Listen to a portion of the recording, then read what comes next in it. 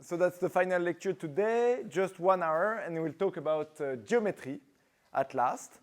But before that, are there any questions about former lectures? Yes, Philippe? Shannon told me just before leaving that he was impressed by your lecture, but even more impressed by your T-shirts. And he wondered where these T-shirts come from. Unfortunately, T-shirts are not mine, but they are due to the artist that drew the cover of this. So if you want to get the same T-shirt, just go to tembelone.com, Tmbelone, and there is a part-time mathematician drawing those T-shirts. So, okay. Any other questions? Any other spontaneous questions? Yeah. Okay. So I must apologize. I'm doing an experiment. I've not prepared this lecture, so we'll see how it goes. What is this on the board? But this is page 168. I just copied page 168. Okay, I prepared the lecture notes, but not the course. So we'll talk about geometry of infinite maps, and to be specific, we will talk about first passage percolation metric, first passage perco, with exponential edge weights.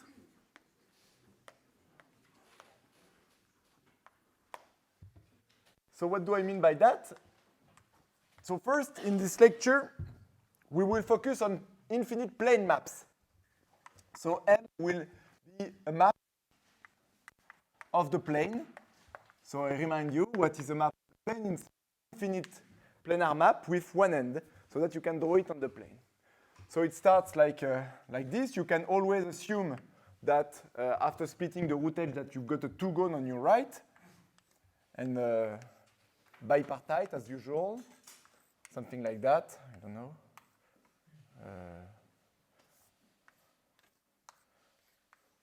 And so on and so forth. You know. Okay? And what I will do is I want to study this as a metric space. And so there are different choices for me to study this as a metric space. Probably the most obvious thing would be to say, I will focus on the vertex set of my map, V of M, and equip it with the graph distance, GR. So that's a metric space. DGR, the graph distance, is just what is the distance between those 2 points. It's the length of a minimal path, the minimal length of a path going from this one to this one. So in this case, it's 3. Okay?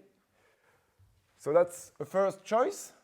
You may also say, why not taking the dual of the map? So I will focus on faces of the map. And I will equip this set with the dual graph distance.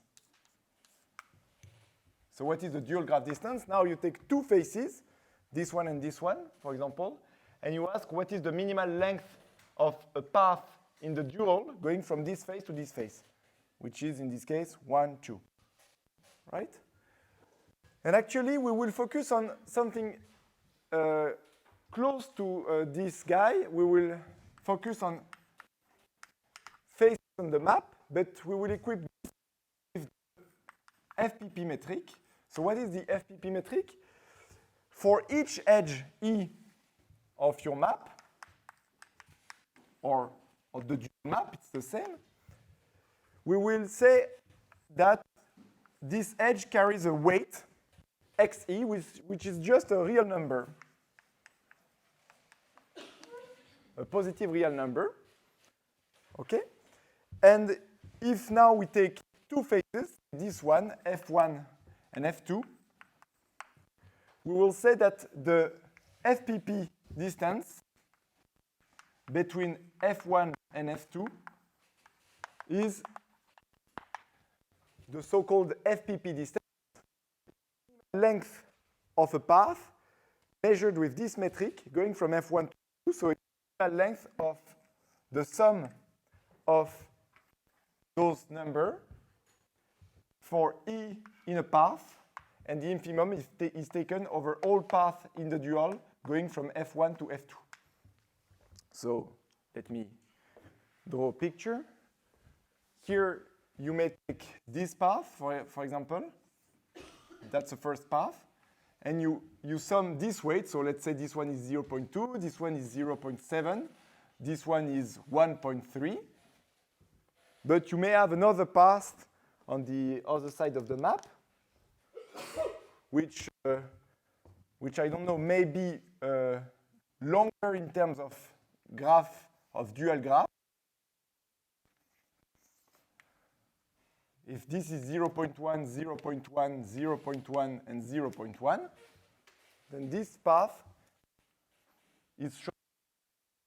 And so the FP distance between this face and this face will be obtained by minimizing those weights, the sum of those weights along all paths going from here to here. Is that clear? Clear for everybody? And so our model will be conditionally on the map M.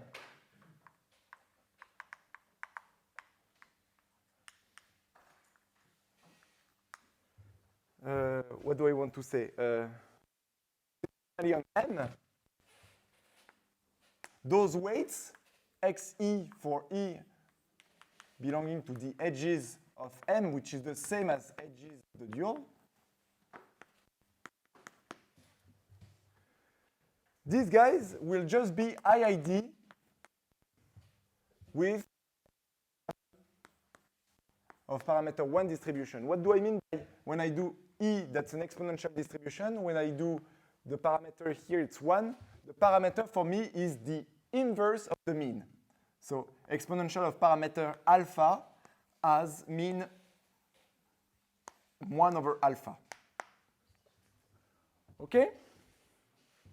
So that's called the FPP metric if the weights are fixed. And this guy will be the FPP. FPP is the abbreviation for first passage percolation, of course, with exponential edge weights, IID, on each edge of the dual. Is that clear? Okay, and so our goal will be to study this random metric space, the faces of my map equipped with this first passage percolation metric. Okay? In the lecture notes, you will see, I'm sure you will all read that you can do more or less the same with the dual graph distance. It's a bit more technical, but results are very similar. But for the graph distance, we expect they should be roughly the same if all the phase degrees are small, but if the phase degrees are large, then very different behavior will appear. Okay?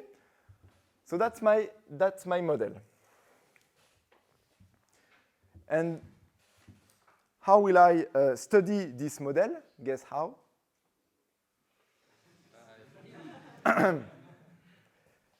Using totally different techniques, no, using the peeling process. So you see, Cayley Hamilton came here this morning, and he sent warm regards. Bye-bye, Cayley Hamilton. Was nice. And take your photos.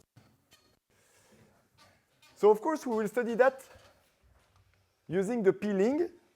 And more precisely, we will look at what I call the ball of radius T in my map M. What is the ball of radius T in my map M? As usual, take the Castle interpretation. That's probably the easiest way to.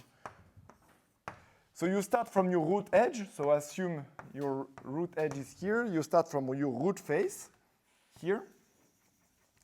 And T is a parameter, is the time that you are allowed to travel on your map.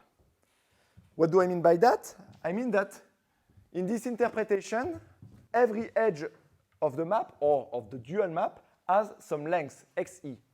So you have maybe this edge here, which has a weight, say 1.3, and this edge here, which has weight 1.7. And let's say this edge here, which has weight 0.01. Let's stop here.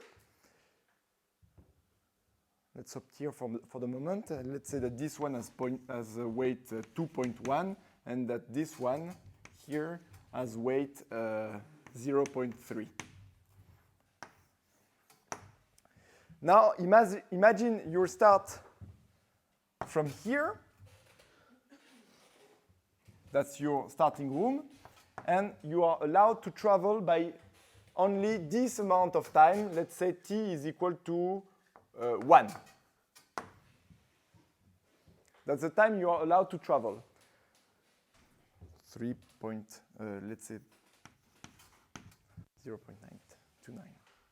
just to be sure. So what can you do? So you start from here, and you say, I'm allowed to travel for time 1. Do you have the time to traverse this edge? Not quite. But you have time to traverse this edge, right? By time 1, you arrive here, here you arrive here, maybe a little bit of this. This 0.7, you can traverse it and go there as well. And you can also arrive to this room. Okay? And so ball of t will be just the set of all faces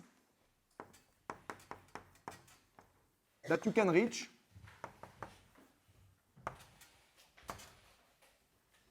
within time t in the DFPP metric.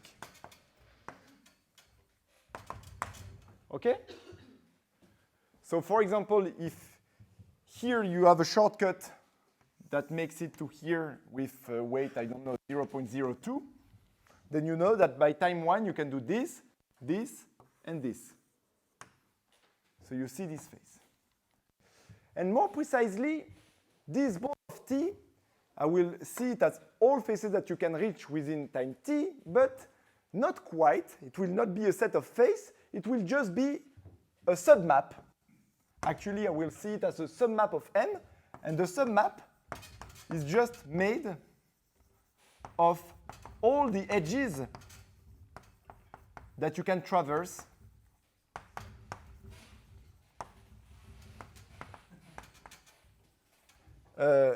with this time constraint.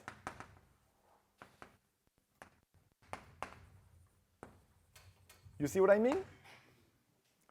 So again, in the castle interpretation, you start from your root vertex, from your root face, sorry, and you have some given amount of time, t, and you look at all the edges that you can totally traverse if you start from your root face within time t. Okay? So this will clearly be some submap E in M, a submap of M. Okay? And since we will be focusing on map of the plane, I will denote by M bar just the field inversion. What is the field inversion? Is that if in some exploration up, I see something like that, and I'm closing an edge, so I'm starting from here, and imagine I can go until here and until there, and I can also traverse this edge, and then that the infinite part of my map is here, then I will fill in this finite part. Okay? So this guy is obtained, the bar is just obtained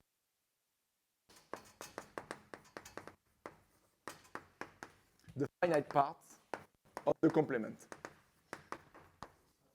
Yep? If you are filling in the finite part, it means at some point the castle owner tells you what is the finite, what is the... Yeah, always. As when we were dealing with targeted or filled-in version of the pinning process on the plane, the owner always told you when you have a gulp event, where was the infinite part or not. You remember that was this star. So it is the target event. Okay? Is that clear? So if I do that, then I have an increasing sequence of submaps. Okay, this ball fit in with this parameter t of my map. That's an increasing sequence of submaps in M. And of course, this sequence has jump times. So you see it has jump times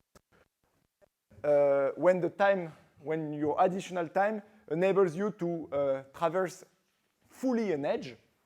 So, okay.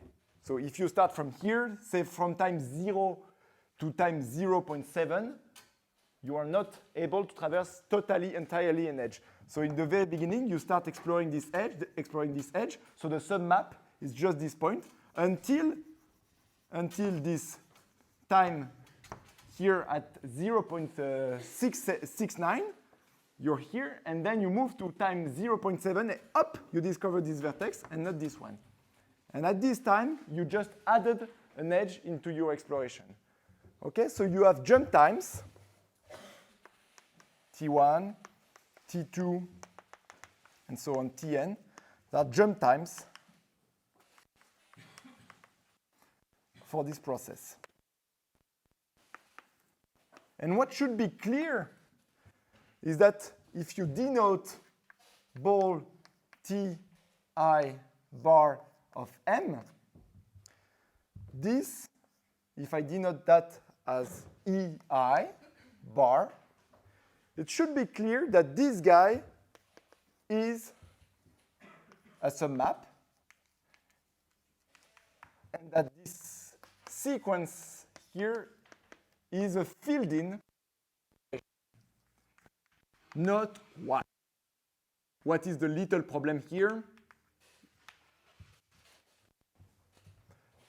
The little problem is, imagine that I were starting with my map having two edges of weight exactly 0.7. So from time 0 to time 0.7, strictly before, I am not allowed to discover a full edge, but at time 0.7, I discover two edges. And you know that if you discover two edges at a time, it's not a filled-in pinning process, because for a filled-in pinning process, you discover one edge at a time. So we will just assume that those guys, they are made so that there is no time like this where starting from the root face, you can discover two edges at a time. And that's generically true. Generically true if your weights are like these ones. Generically true if your weights are IID with some density. Okay? You agree with that? Okay, so picture to keep in mind, the large scale picture to keep in mind is the following. You've got your map of the plane that you may picture in your head as a cactus like this. You start from here and you start exploring your map using the FPP metric. And by definition, so what those times correspond to? Those times correspond to filled-in version, in the filled-in version of the pinning, where we filled in a big hole here. And this level, in terms of the FPP metric, is going like the time t. Okay? Because by definition, if you look at E, which is ball T of M, that's some submap here, which has a unique hole. You know all the faces that you've got here, you can reach them from the root face by time t, by time less than t, actually, strictly less than t. Okay? Okay, so our goal will be to study the geometry of this guy, and for example, what is the perimeter here, and what is the volume here. of those guys because it's a ball in some metric, and I give you some big radius, and you want to understand the geometry of this ball. And so the easiest quantity, well, not the easiest, but the most natural is to look at its volume. So to do that, we will use the peeling process, and we'll use a very simple lemma, which is based on properties of exponential variables, which is a deterministic lemma. And here it is.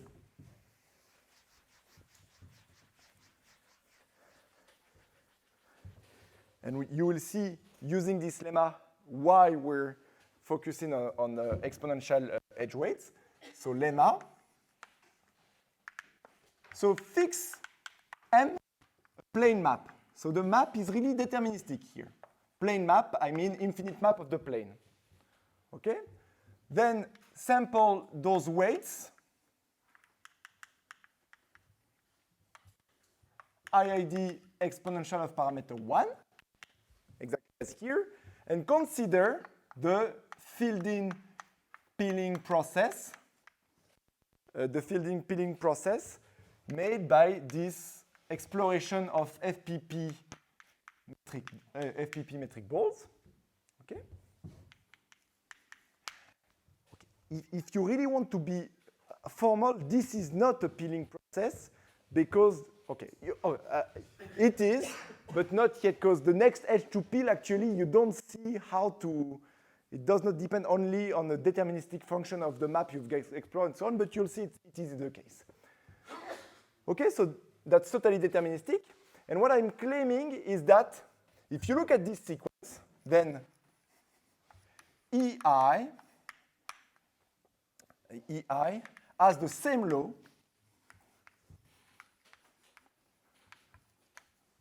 as the uniform peeling process, filled-in peeling process, filled-in peeling process in M. What is the uniform filled-in peeling process? Try to guess. Yes? Yes. So the algorithm, A uniform of E is just you've got your submap, which is a map with a unique hole since you're in the filled-in version of the process, and you just pick an edge uniformly on the boundary at random. Up, this one is uniform on the boundary of EI. That's not a deterministic peeling process, but exactly as in the case of percolation, you can say, oh, my randomness here, I will put it in some big random variable that I denote by xi, exactly as yesterday. And you first sample your xi, and that becomes a deterministic filled-in process once the xi has been sampled. Okay? So that's for the geometric part EI. And furthermore, the jump times that you see here, the TI, so TI has, so conditionally, okay, furthermore, conditionally on this, TI as low. Look at the increment of some TI. So TI plus 1 minus TI. And this is distributed as an exponential of parameter twice the half TI. So that's just the perimeter of the hole. No? Because in my notation, this was half the perimeter, and so I put a 2. Okay?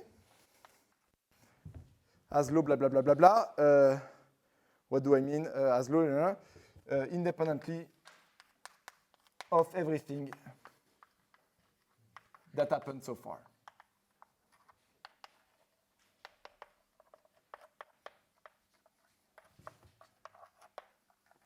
Okay? So this lemma tells you that if you want to explore the castle using FPP metric, it's exactly as if you were forgetting the exponential edge weights that you have here, and you perform a uniform pinning process, and at each time, this Ti increased by an exponential variable of parameter given by the perimeter at time I. Okay, this should not be surprising for those you guys specialists in probability. Why?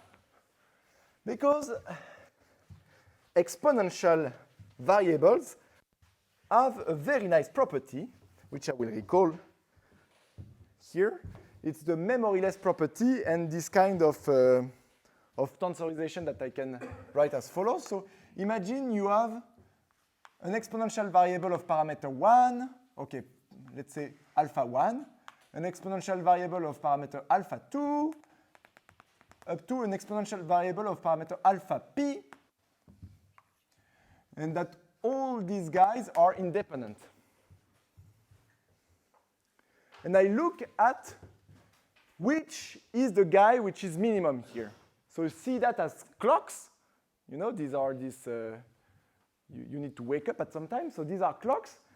And the bigger the parameter, the larger the parameter, the sooner the clock will ring in average. And so you ask, what is the minimum of those guys? That's the first random variable. And then you say, but which is the clock that actually rang? Okay, thanks. Which is the I, which is the argmin of this guy? And third question is, once a clock has rung, once a right. Then you can ask, what is the time that is left for the rest of the clock? So you look at all this E I minus E alpha big I for I different from the big I. So what is the answer to all these questions?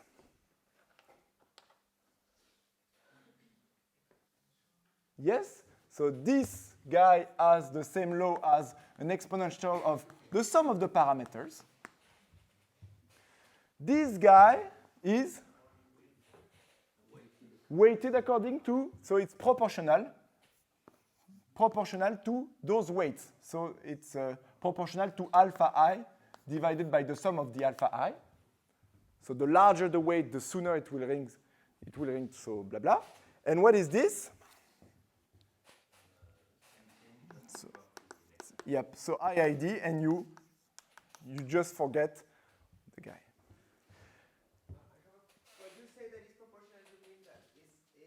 So if you have an exponential of parameter 2 and an exponential of parameter 1, and you ask which one will ring first, this one has twice as much chance as this one to ring first. Okay? And so when I will sample this process, so I can either sample the full guy, look at the minimum, look at the argmin, blah, blah, blah, or I can say, if I want to sample this, I first sample the minimum, which is exponential of the sum of the parameters. Then I say, it was actually the guy number big I, which I sample according to this independently of this. Independently, that's very important. And then once I've done that, then the rest of my clocks, I can resample them according to their law. Okay?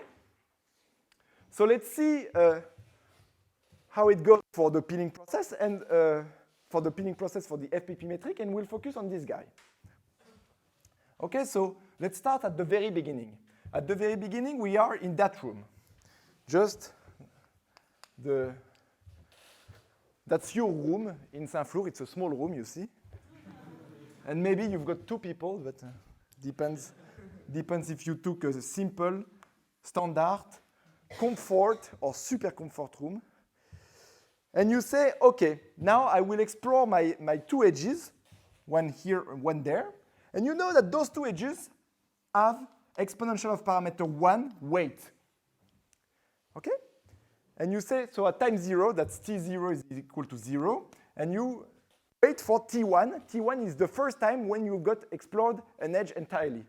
and you say, oh, but okay, I have two exponentials. So what will be the first one that will ring, and what will be the distribution of this minimum? So you look at this, and you say, it is either this one or that one with equal probability, half-half. And conditionally on this, then the increase T1 minus T0 is just an exponential of parameter 1 plus 1. Okay, so it's exactly what I described here. You choose either this one or this one with equal probability. Let's say this one. And you explore your edge and you see, pop, this in the map. Okay? Now what you know is that, okay, this is, you explored some time, to fix the ideas, this is 0.7, so you know that this one at the length 0.7, and that you have already explored a part of the red edge here, a part which has length 0.7.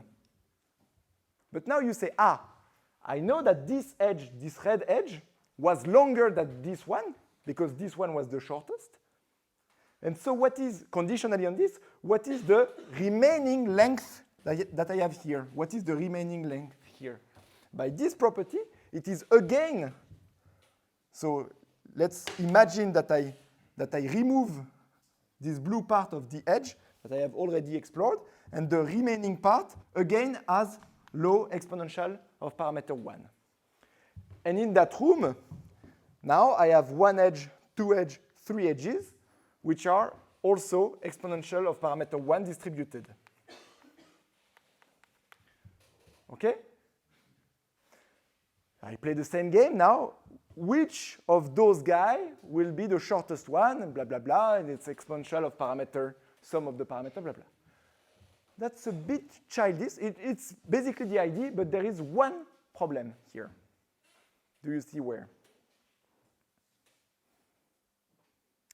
The problem is that actually, after some time, I've got explored some submap, and implicitly here, I was telling you that all the edges outgoing from this boundary, they were distinct edges because they were leading to different faces.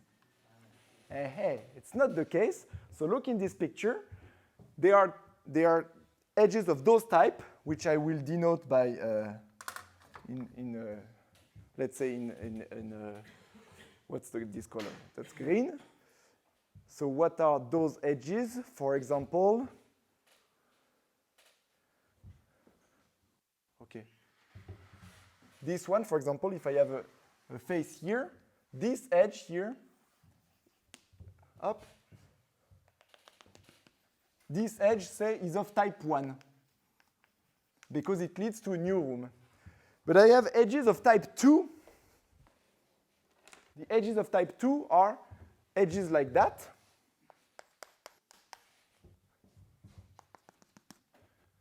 That, if I explore them, lead to a gulp event of type G, K1, K2.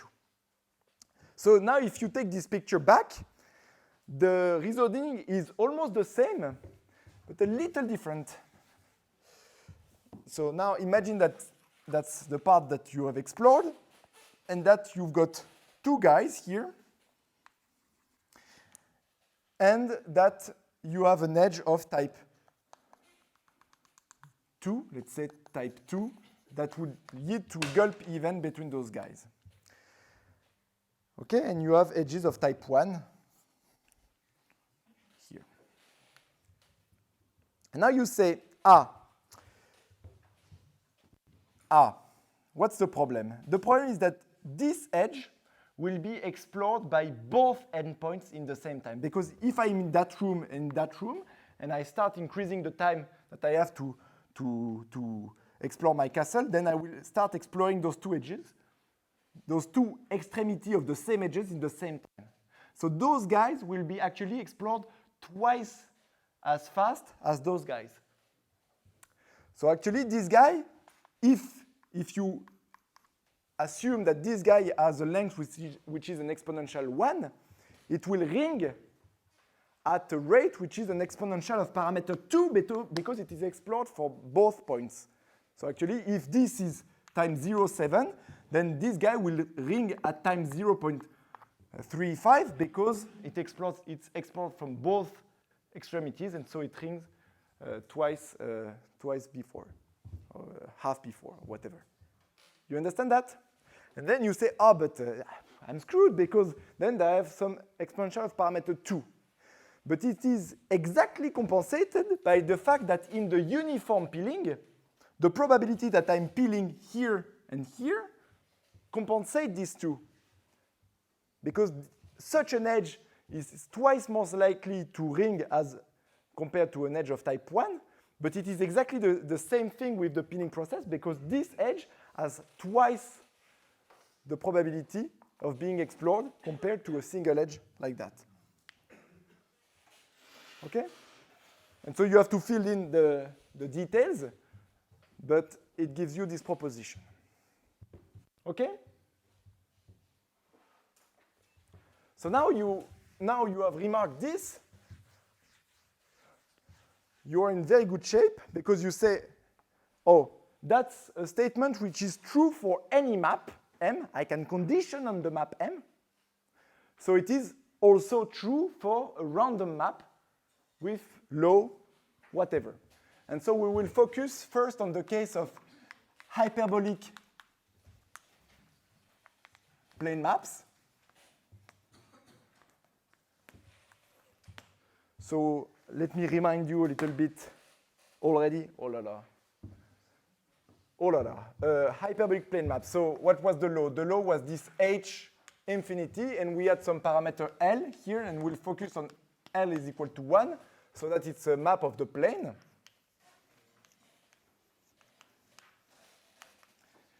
And remember that during the peeling process, if you do a field inversion of the peeling process, then this guy, the perimeter process, at the law of the new tilde random walk conditioned to stay positive.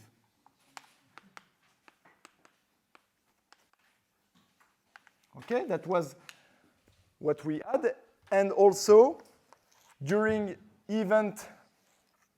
gulp event, so when we are doing this in the peeling process, when we fill in this, then the law of the guy we fill in is just Boltzmann map with the proper perimeter, say K, where this has length 2K.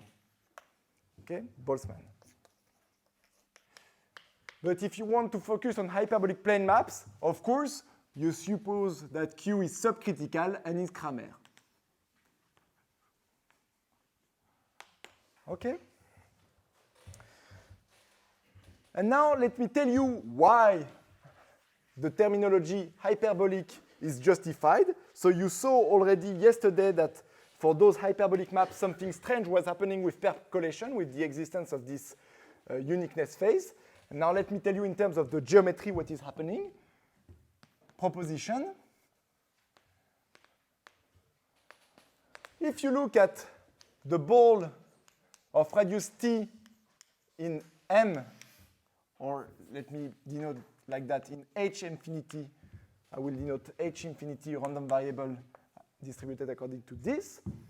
You look at the field inversion, and let me tell you what is the volume of this. So this has radius t in the metric, in the FPP metric. And let me ask about the volume. So volume, say, number of edges. And it turns out that this is going like an exponential. Let me put some constant, explicit, no, not C, kappa, let's say. Kappa of Q times T. So it's going exponentially fast. And once you correct by the correct exponential factor, then this actually converges almost surely as t goes to infinity towards some random variable, yy, which is a random variable, positive and non-trivial. So it's really something growing exponentially fast. Okay? Yep? I guess the question is. That's the answer. Increase in volume, something which could be created by filling in. We will see that, yeah. Gaps. Yeah. We will see. We will. You don't want to fill in, or you? No, I have the feeling that if The filling or the filled in, the feeling or the peeling. that you are somehow cheating if your growth in volume is due to what you think. I would rather look at the perimeter of the whole. Okay. Let's look at this perimeter of the ball of radius blah in H infinity. This was not prepared. Huh? It's the same order, and it goes towards the same random variable times just a constant here, which is zeta of Q. And that's a deterministic constant. And that really tells you that you are in kind of non-amenable phase where the volume and the perimeter, they have the same order. Sorry, what? What is the difference between the two left-hand sides? Ah, sorry. This is the volume. So this is this. And this is just this. And what I'm telling you is that actually the boundary has the same size as the volume, as the interior. So it's typical of hyperbolic behavior, non-amenable stuff. So the proof is now left as an exercise for undergrad. Why? Because you just say, oh, let me do a filled-in peeling under. Yes, I know. For those who have read the lecture notes, I know I'm cheating a little bit, and this is not correct. Or let's say finitely supported, and that's okay. We'll see that. Filling under, so this guy. And look at what I will denote by PNVN. That's the perimeter of my process, and that's the volume. So that's the volume of my map explored at time n.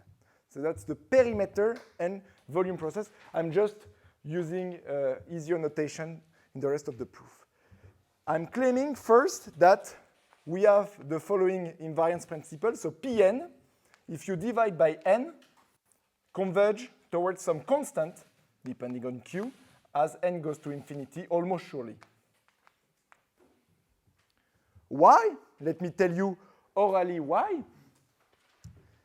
Well, look at here, this guy, so this guy is Pi. Pi has the law of a new tilde random walk conditioned to stay positive.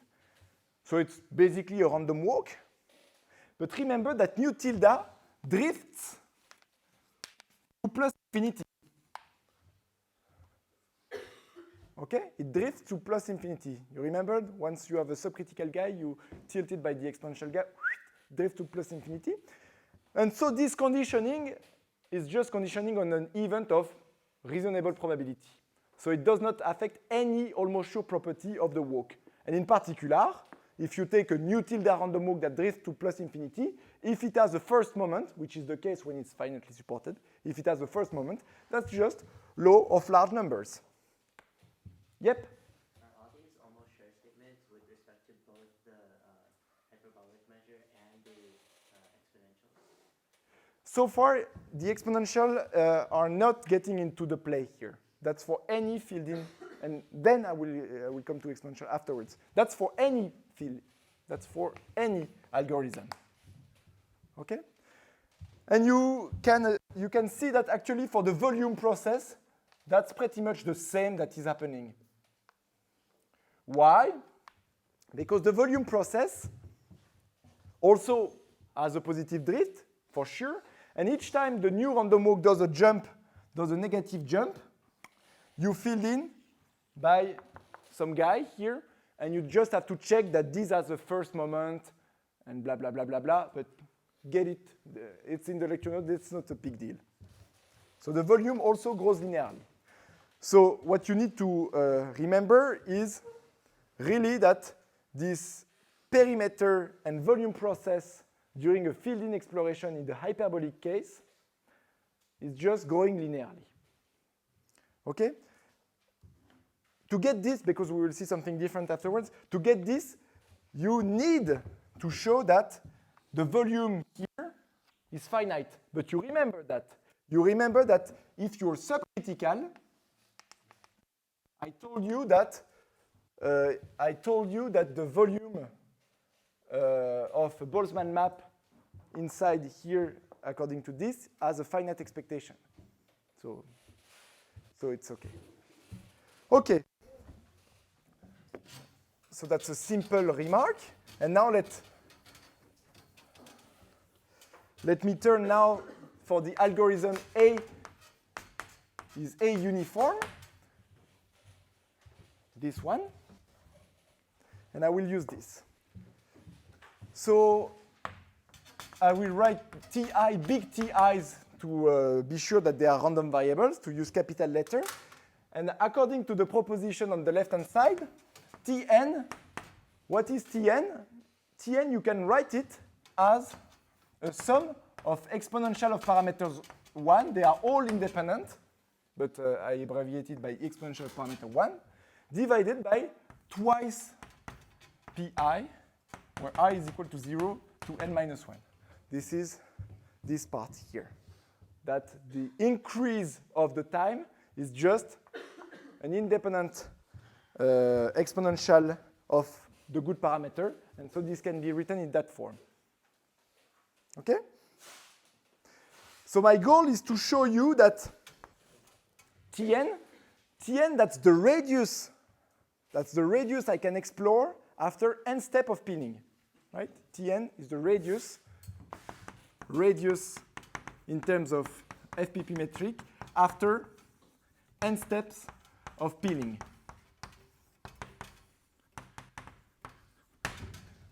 If I can show you that Tn is going like some constant depending on Q log n times some random variable Kn plus a little o of 1 as n goes to infinity, that's my goal. If I can show you that as n goes to infinity, so it's an almost sure little o of 1, then I claim that these statements follow for free. Why? Okay, I tell you that if I'm doing my peeling, then the radius in terms of the DFPP grows like constant log n plus a random constant plus little o of 1. And now I want to tell you what is the volume of the ball of radius t. So what do? I wait in the peeling process until this guy is equal to t. Until this guy is equal to t. What is the time it takes? Well, I need to find the n so that if I plug n here, I get t. What is this n? Well, this n should be exponential of some constant t, so that if I put in the log, I get back my t, the good constant here to cancel. All right? And this will give me this factor. But I have this random shift in my time, which will give this random shift here. Okay, that's really 2 lines of calculation, which I leave up to you, but that's my goal. If I can prove this for you, sorry, and I need to tell you, of course, now I just told you that the time it takes to reach time t is roughly exponential kappa q times t times some random constant. And here I told you that the perimeter and the volume are linear in the time. And so exactly here, the volume and the perimeter are linear in the time it took to reach this radius. And so I've got these 2 statements for free. Okay? So that's my goal. But now it's pretty clear what I have to do. I use this, and I know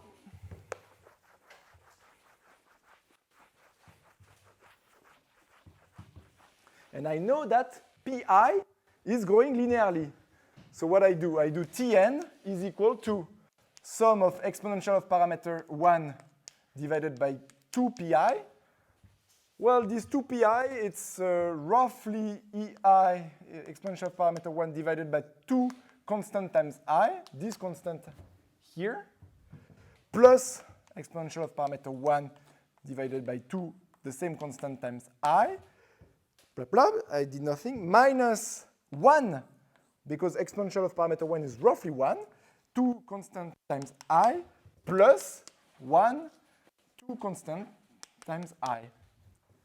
Okay? I just added and subtracted terms. And now I say, okay, in this sum, if I isolate this guy, what do I get? I get the harmonic series. So I get constant, not the same, till the constant, times harmonic series, 1 over I up to n minus 1. So this is just log n plus the Euler constant divided by 2 or not? Euler, just Euler? Okay. Euler plus little o of 1 for this term. And then I get this guy and this guy. So I get the sum over E1 minus 1 divided by 2 constant times I. That's first series. And then another series, which is roughly speaking, okay, let me do an approximate here. That's roughly speaking, roughly speaking, okay, no, not roughly. Let me write it. 2 constant times I, EI minus 2pi times the same exponential divided by, and what is there? 2pi and 2 constant times I. Okay? How do I treat this term? This term, exponential of parameter 1 minus 1 has the good taste of being centered and has the good taste of having variance. So this guy is a random series. You know, it's a series of ui divided by alpha I, where alpha I are numbers. Here it's roughly I, let's put I. And these ui are centered bounded variance. And so you know that such a series converges almost surely by the 3 series theorem, for example, or by martingale, or by, it's the bounded martingale in L2. Okay, so this guy converges almost surely. The same for this guy, because this is roughly, we'll come back to that, and this is roughly on the denominator, this is roughly I squared. Pi is roughly I, constant we don't care, and I is I, so it's I squared. What is this? So I have basically a random walk, Pi, and I'm subtracting what it should be on first order. What is the order of magnitude of this guy? So I have a random walk with IID increments, finitely supported, so it has all exponential moments. Okay, small exponential moments, let's say. Yeah, square root log. By the iterated logarithm, this is no more than square root log to some power. So let me take some room. This is less for sure than I to the 1/2 plus epsilon. For sure, almost surely. For I large enough. And so what I have on top is I to the 1/2 plus epsilon. I have I squared. And so in total, this series is summable because those guys E of 1, they are no more than log. They cannot be more than log. Okay? So this series also converges almost surely. And in the end, I get what I wanted. I get this log, and the rest is a random variable that converges almost surely. Okay? So that proves this. And now I have, c'est comme la pub, now Ovomaltine, la pub Ovomaltine, you remember that for the French guy? And now I have 2 minutes to tell you that Ovomaltine, that's dynamic. You don't remember that? So 10 years ago, there was this advertisement on the TV, a Swiss guy with a bar of chocolate, and now I have 2 minutes to tell you that Ovomaltine, that was the name of the chocolate bar, said la dynamite, it is dynamite, but it exploded just before. So it's exactly this. So now I have 2 minutes to tell you what happens in the critical case. So now let's focus on part 3. So this is supposed to be exactly half of my lecture. So I'm starting the second half of my lectures. What is going on with P infinity when Q is critical? Critical, and let's say also finitely supported. Okay. So the same. What's the theorem? The theorem now is you look at the ball of radius in, okay, let me denote it by M infinity. And you look at, as Rémi suggested, also the perimeter. And what's going on for those two guys? Well, actually, this guy, you have to rescale it by t to the minus 4, and this guy by t to the minus 2. And you've got a convergence in distribution, actually jointly towards some random variable. Okay, how to prove this? The same. You look at what is happening for the perimeter and volume process in a filled-in process under this law. And now, now that's most interesting because this guy is not, it's still a new random walk conditioned to stay positive. Two things that are really nice now is that this conditioning is nasty, that's really nice, and that this new random walk is actually a 2/3 stable random walk. What do I mean by that? I mean that this guy now does not have positive drift and that this random walk looks like something like this that does negative jumps and big negative jumps. And if this is time n, then typically you will reach values n to the 2/3. And these 2/3 come from the tail of this guy.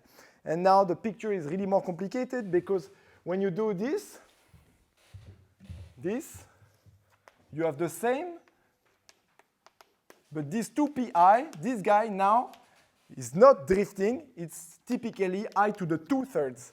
So the Tn now is typically n to the 1/3.